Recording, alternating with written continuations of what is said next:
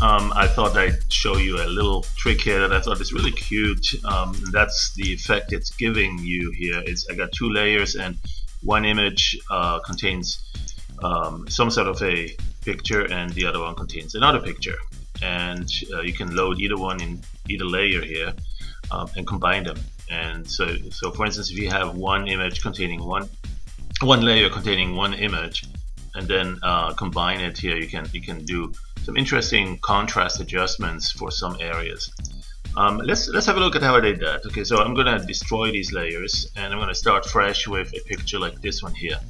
This is actually something you can easily create from the render menu right here, plasma noise. There's a couple of different plasma noise styles or methods. The gray is the default, but we're gonna go to HSV because it introduces some interesting border effects with the colors.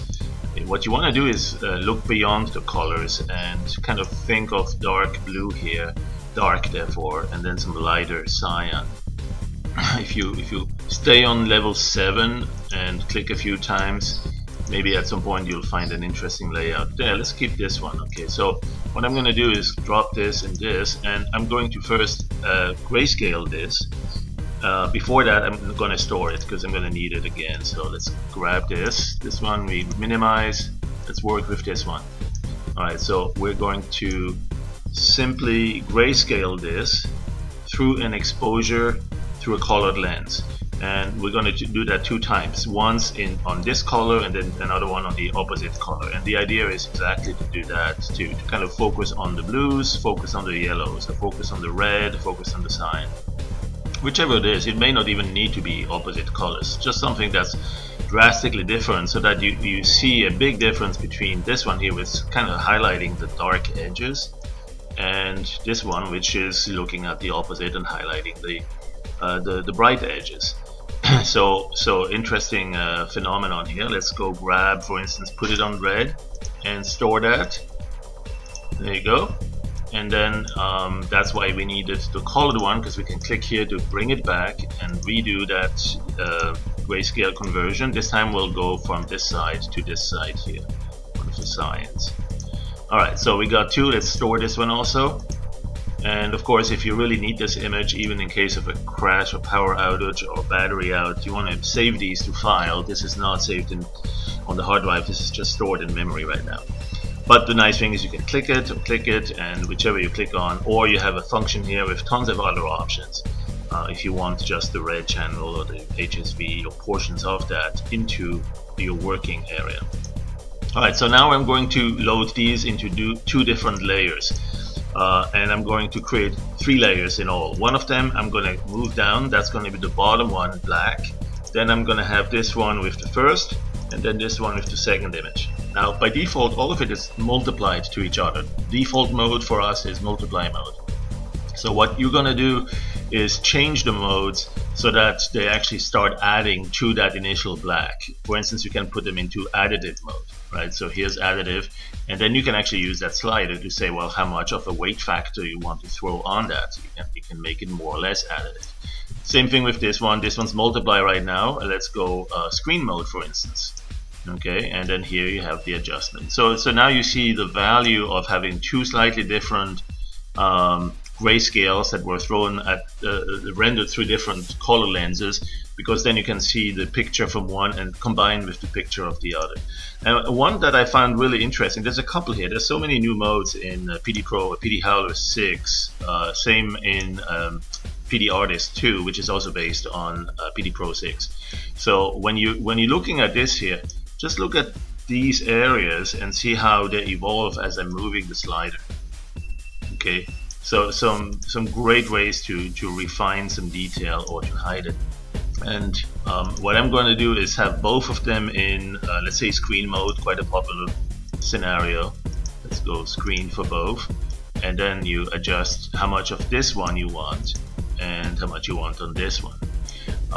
But now let's go look at a couple more of the exotic ones. There is a lighten and a darken, and the lighten is pretty interesting. That's the one I think I had just a while back, which made me want to show you that. Say there it is. Look at this. There's some area here that doesn't do too much doesn't show too much detail. Let's zoom into that. Okay, there we go. And so now I'm going to make this, look at that, now we have kind of a the lighter part coming through there too. And then I'm going to go this guy also on lighten and darken it.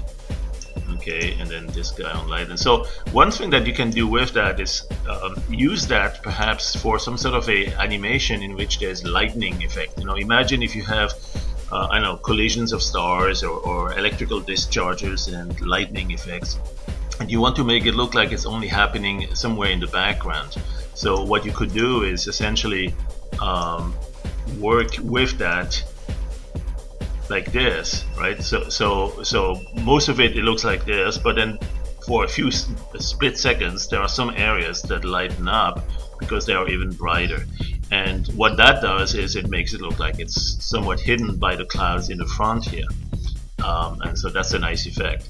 And I'm going to try to put that into an animation. Perhaps I'll put another tutorial on that. But even if you do this just for a static image, I think it's a great effect. Because you can always add, you know, you can flatten this at some point. Let's go like this.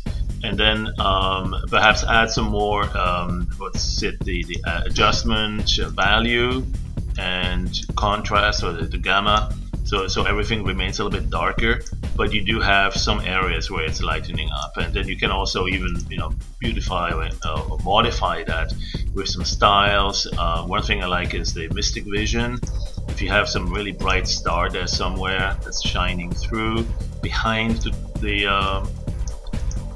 behind this entire thing, there's some dark light you could throw there as well.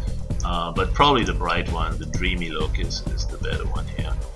That's one thing to do. And then there's also the light diffusion, you know, because when everything is dark in general, but then you have some spots that are kind of brighter, that kind of tends to spill over and bleed into it, and there's a photographic effect called light diffusion that we can throw and use for that. So you see, if I disable that or make it very tight, this is the original, and then if you make it brighter, you see a little bit of a spill there. See how it's spilling over? So here's without it and here's with it. Okay, it's kind of subtle, but it's exactly the idea about it. Adds a little bit of a blurriness to it, but only where the pixels are bright. And this is a fast approximate, and then you can do more precise look afterward. So there we go.